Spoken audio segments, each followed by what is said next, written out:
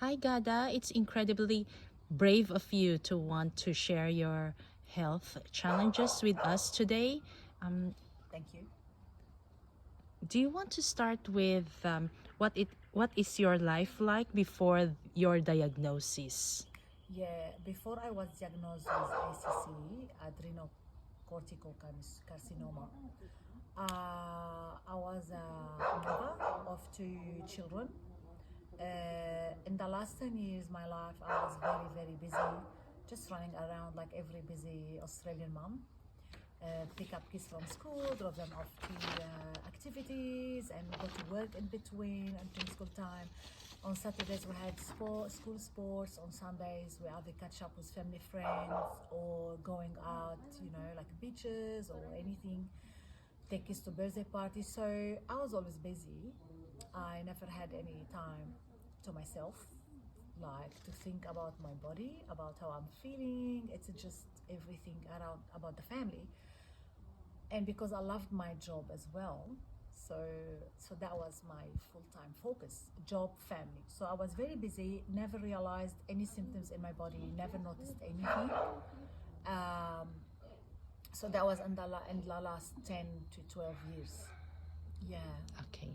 And when and how did you discover you had the adrenal cortical carcinoma? Yeah, how I discovered that? Well, in the last 5 years, I start to become a little bit hairy, like mustache and chin, but that wasn't any sign for me to look at. In mid 2019, all of a sudden my period had stopped, and then I was like, oh, I just don't want to be old. So I went to see the GP, just to complain that, well, I don't want to be old, I want to get something, it's menopause. I just diagnosed myself that this is menopause. So, and then I saw the first GP. She was like, no, go 2 months and come back. We see if it didn't arrive in 2 months, you didn't show up, you just come back. I said, okay. So it happened. I went for 10 months, waited for my period, nothing showed up. Came back, so Dr. Mila, that was the first time I see this GP. Of course, I hated her at the first time. That was because when I was telling her how I'm feeling, I just said, oh, doctor, I have menopause and I just don't want that. I want to stay young. I tell people I'm 26, not 41. And then she was, okay. She opened my file and then she was like, hang on. She read that I have something in my endocrine system, and she went to the file and she read that letter from my endocrinologist that I have MEN1 gene, that I was tested for MEN1 gene. MEN1 gene is multiple endocrine neoplasia 1. That means I would have multiple endocrine tumors, benign or cancers in my system, in my body. So then she was reading, and in the MEN1, if you suspected having MEN1 gene, that means you might have adrenal tumor. And the adrenal tumor, some of the symptoms where your adrenal gland is overproducing. One of the symptoms that you'll have high testosterone and high cortisol, so you'll be living fast life, you'll be like always on alert, and you'll be hairy and you'll stop your period. So then she was like, okay, I think you have adrenal tumor. And I was like, what? Adrenal tumor? I said, yeah, your adrenaline gland might be overproducing. I was just, is that a cancer thing? Said, no, no, no, I don't think so. We just need to, cancer is very, very rare case. It's like 1 in a million. We just need to do a blood test and CT scan to see what's going on. So Dr. Mila requested a blood test, CT scan for my abdomen, and then internal ultrasound to see if something in the uterus as well. Few days later, I came back to see all the results. The blood test showed very interesting results that my adrenaline, my cortisol, my testosterone were really, really high. She said they are extremely high. My CT scan showed 6.5 centimeters big, like tumor, and then we started from there. So I went to see my surgeon the very next day. the surgeon who did my parathyroids, my 3.5, 1, 2, 3. I have only 1/2 left here, parathyroid, because they were overproducing in the last few years as well. So I went to see him and he was like, okay, we need to operate as soon as we can. So we operated 2 weeks after that. All this time I knew that this is adrenal tumor, but I wasn't expecting that to be any cancer or anything. So adrenal cancer is 1 in a million. So then we went to the operation. I got cut from all like my scar is like big like this, and that was very, very painful. And 2 weeks after operation, I went to see my surgeon, and he was like, okay, he checked my wound is very good, but it was cancer. And me like, what? He said, yeah, it was cancer. I'm really in shock because this is very rare. I don't remember what I saw in that moment, but I just felt like all my body numb. It's very first time ever I feel this scared. All my body numb.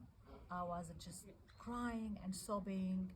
I remember I just laid my head on my husband's shoulder next to me, and Hadi was asking the questions, like asking how aggressive, how long does she have to live, all the questions that you think, that he could think at that moment, but I was like kind of couldn't think of anything. And then he said, look, it's a clean margin, everything clean around it, but we still have to have a PET scan, and then we need to see you every 3 months to do more scans and to monitor. If everything showed up, we can remove it.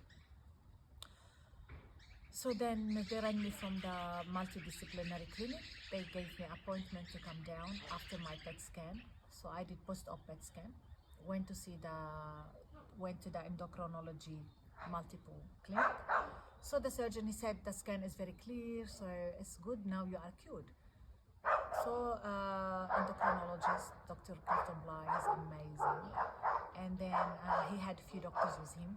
So of course he asked my permission if they can stay in the room. So we had one from Mexico, one from England, and a few from Sydney, from Australia, and one from Sydney, that had conference with all endocrinologists in the next few weeks. So they were keen to meet me, because sometimes endocrinologists all their life, they meet one person like me or none. So they were interviewing me, asking me what did I tell the GP, what was their symptoms was. And then my endocrinologist told me about the plan, that we're gonna do scan every 3 months, then if it's clear, we move to 6 months, then yearly one. If something showed up, we can just operate again or give chemo. And then the multidiscipline clinic suggested that I can do radiotherapy on the bed of the adrenal. So I had 25 sessions of radiotherapy. That was over 5 weeks, 5 times per week, every day. Yeah, halfway through I was exhausted. I was tired. I felt I just want to stop. I want to run away. I can't do it. Then counseling and psychologist, and then I had to take medication to calm my nerves, my anxiety. And then I continued the treatment. And then every 3 months we do scan. 3 months was clear, 3 months later was clear, full blood test clean, 6 months later was clear, 6 months later was clear. And then doctor said, well, now we are on 1 year. You come back next year. So the year after was this May 2022, I had recurrence. 2 spots around my liver, outside the liver, but they are very small, 1.1 millimeter and 1.8 millimeter. So then we decided to go on operation. So my operation is in like 5 days, on Tuesday. And after the operation, they suggested that depends on the biopsy, I need to have a chemotherapy. So that was my story, how I was diagnosed, and until today. But in the meantime, that was a really, really hard journey for me, for my family, for everyone around me, even my friends supported. Like when I had the operation, came back home, when I knew that my diagnosis, it was a cancer, I didn't tell the kids. I have two teenagers. I didn't tell them that was cancer until 1 year after. Until when they saw me like I'm strong, we do everything same, we go to the beach, blah blah. I told them, well, it's a benign tumor, but we had to do radiotherapy. And then a year later, I decided like I should tell them. It's not nice. So my GP always told me to tell them, even my psychologist, everyone. But I was like, no, I don't want to tell them because I was so embarrassed to tell them it was cancer. Because I was the mom that we exercise, we eat healthy. Oh no, we don't eat this. This is too bad for you. And how I felt like I'm a hypocrite, you know, like well, we eat healthy and then I have cancer. I was so embarrassed to tell my friends. I didn't tell anyone. And if my husband told someone, I would cry. Don't tell anyone. I don't want anyone to know. And then a year later, I was like, no, I just want to share my story. So I told my kids. My daughter was crying, said, Mom, you had to get through that by yourself. Next time, please tell me from day one. And my son said, Mom, please tell me from day one so I can be with you. If something bad happened later, I would be more devastated than if you tell me at the first place. Okay, so I did that. Now, next time, I told them from the very first time, they knew everything. We all cried together. We were all depressed together, but now, like, that's all right. We know what's gonna happen.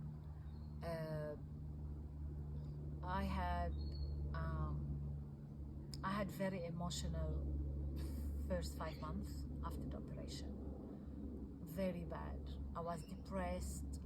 And it was COVID lockdown as well. I would hate everyone healthy. I would hate every woman that doesn't have adrenal cancer. I wouldn't like to see anyone happy. So just depression, and I was jealous from everyone that is healthy, and this is not usually me. And my husband was, no, you're becoming very toxic and it's bad for you and for us. We're not used to see you like this, and you're setting bad example to the kids as well. So then I went back to see the psychologist on a weekly basis, every week. And then I went on antidepressant. And well, I was happy. I was happy. I was living just happy life because I went back to gym. Even was COVID, my personal trainer would take me to the park. We exercise there, and we start to do video catch-ups with the friends and antidepressant. So everything worked out together, better for me. And yeah. So first, I'm sorry to hear, but it's amazing to hear you don't just treat your body, but you have to watch your mental health as well. And then what other advice would you give to someone who's also living with cancer, in terms of, if you have, as you mentioned, going to psychologists or other lifestyle changes, and how to look after oneself, and how to, as you've mentioned, not only your life turned upside down, but your family as well. So how do they navigate around the new situation in their life? Firstly, I thought my mental health was not the best.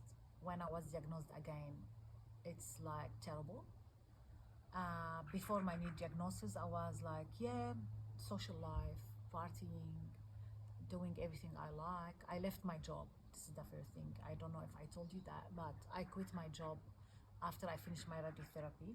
I quit my job. That was much better for me.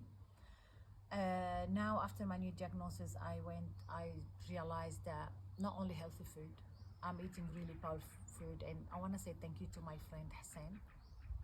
Hassan from Twitter, he's my friend on Twitter. He always watch what I eat. I always report to him what I've been eating, and he's very passionate about cancer diets and stuff.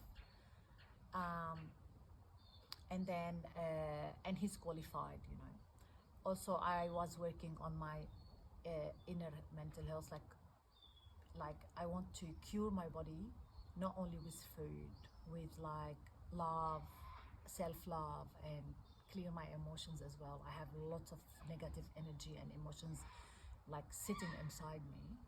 I want to clear that out as well. So I did energy healing.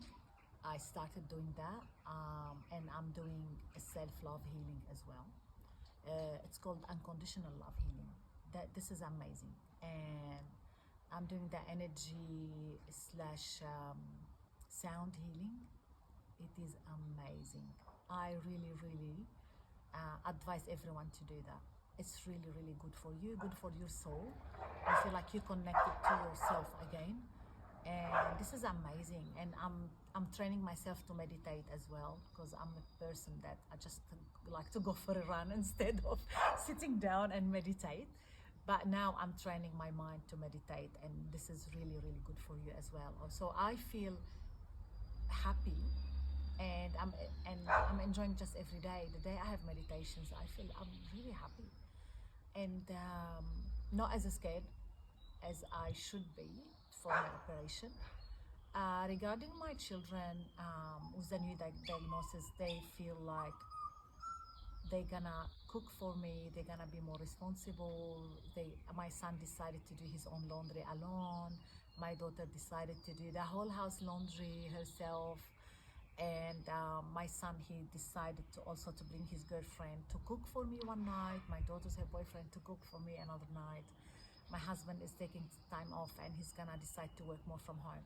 So we're trying to adjust our lifestyle for my own health, and they to support me. I have lots of friends in the community as well. They offered to bring some food. I mean, I love everyone's food. And so this has been now on the plan. Yeah. Wonderful. And I'm sure you'll be able to, fight this nasty cancer. I'm sure. And your spirits is high. That's wonderful to see. And we'll be praying for you. Thank you, sweetheart. Okay, I just want to send some messages to people, to standard people like myself. If you heard that someone was diagnosed with cancer, one of your close friends, speak to them. Don't say. One of the friends sent me a message on Instagram. She was like, "Oh, I'm sorry, Ghada. I didn't contact." That was like 6 weeks after my diagnosis, new diagnosis. She said, "Sorry, I haven't spoken to you yet. I know I should, but I still haven't absorbed the news." She still haven't absorbed the devastating news about me. What about me? She's not thinking about me to support me. She just has still in disbelief, but doesn't help. That hurt. Another one, when she was talking to me, she was sobbing on the phone and crying that I have cancer, and cancer come back, Ghada, and this is very nasty. And she was crying. So why are you crying to me about me? I'm not dying. And one lady at the gym, she was like, hug your kids tight every night. I was like, I don't want to hug them. No, you can't say that to me. Don't say that to anyone. Just treat them like they're having appendicitis, or they're just having anything easy, because they believe that. Like, I just believe that doctor gonna remove it and done. And then, well, chemo, yeah, I know chemo is bad, but I'm just reading what can you do while taking chemo. I can watch Netflix. I can read. I've got like 5 books waiting for me now. I can sleep a lot. I don't have to cook or clean. So just you can see it positively, but your friends sometimes affect you. Like, I was vulnerable in that last few weeks to how people react toward me, and I'm not strong enough to not be. But yeah, I wish that close friends support better, but they don't know. But I wish they can see this video and then find out that, yeah. Yeah, beautiful advice. Beautiful Yeah. advice. Thank you so much for sharing your story. And as I mentioned, we'll continue to pray for you. And I'm sure you'll, get to the other side. Thank you, Kat. I'm sure I will. Thank you very much. Love you. Love you too.